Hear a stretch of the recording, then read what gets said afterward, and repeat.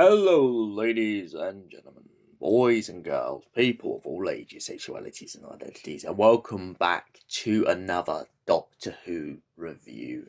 And today's Doctor Who review is another Doctor Who Unbound, Sympathy for the Devil. So, essentially, what happens in this story is the big question: what would life on Earth be like if the Doctor never became a scientific advisor? Well, the script has been flipped, and essentially what happens is the Doctor arrives a couple years too late. He's told by his own people to go looking for Brigadier Alistair Gordon, Lethbridge Stewart.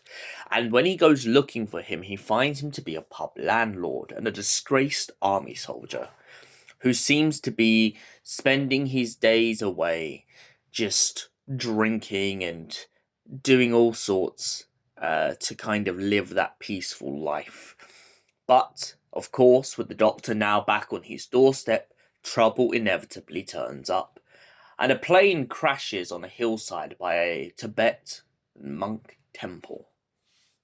And on board that plane is suspected to be a Communist Party member who has essentially boycotted his regime and attempted to escape.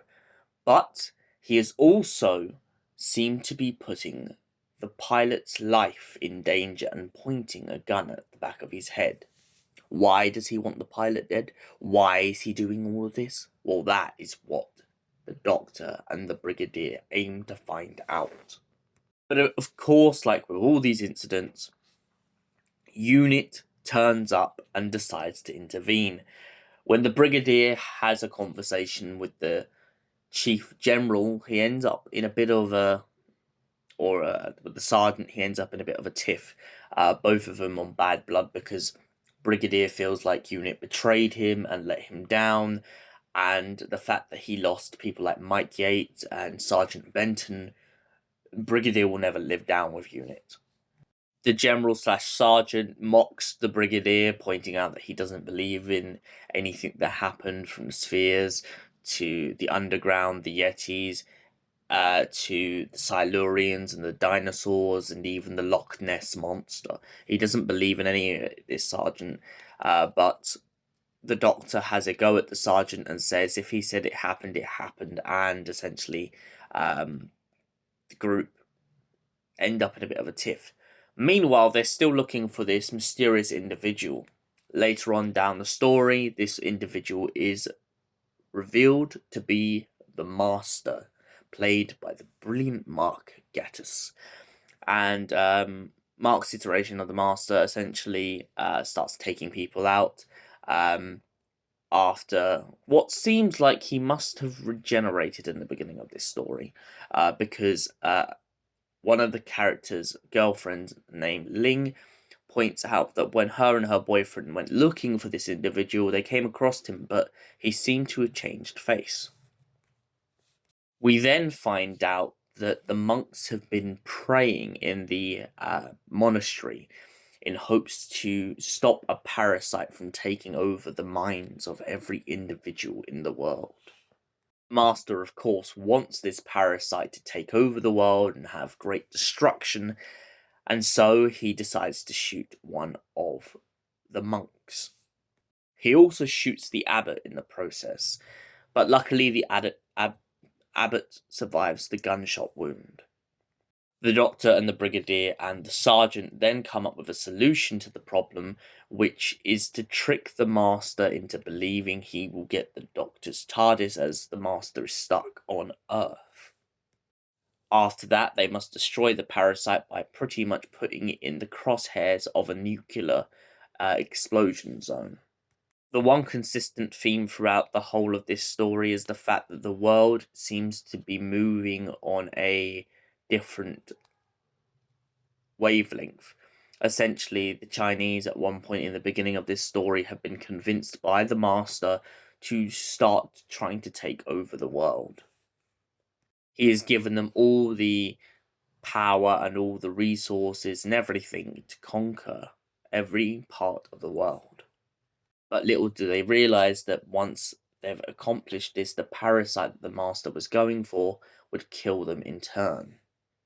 Before going obviously off and trying to get the Doctor's TARDIS, the Doctor and the Master have a massive tiff, and this is when the Doctor finds out that the Master is stuck on Earth. The Master is absolutely infuriated by the fact that he's had to live through all the events that the Doctor could have stopped. The plastic wars, the Silurians, the dinosaurs,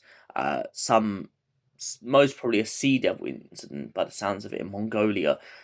All of these events the Doctor would naturally in our timeline have dealt with, but of course in this alternate timeline it seems that this did not occur, as the Doctor has been away from Earth for so very long. The Doctor then tricks the Master into going into the Brigadier's pub. When he enters the pub thinking it's a TARDIS, all of a sudden a storm of customers come in and start ordering peanuts and a packet of pork scratching and Guinnesses, and the Master absolutely loses it. After this, once the takeover begins, the Master goes pleading to the Sergeant for sympathy, and the Sergeant gives him none. Meanwhile, elsewhere, the Doctor and the Brigadier are off out somewhere in time and space as they land on a new mysterious planet, and the Doctor points out that his new motive is to find some better pair of shoes that actually fit his feet. So what did I think of this story? Well, I like David Warner, I like a lot of his Unbound stories, and I can't lie, this was one of the ones that definitely got me into it in the first place. This is the second time I've listened to this, and it still hits very hard. The thing that I love about this story is it's a cross to me between The Abominable Snowman and just any of the other unit stories, from Inferno to Spearheads from Space and such like that. It's kind of based on the Siege story, and for that reason I give this a solid 8 out of 10. Thank you for watching. We will see you in the next Doctor Who review. Until then, stay beautiful, stay gorgeous, you awesome, beautiful people.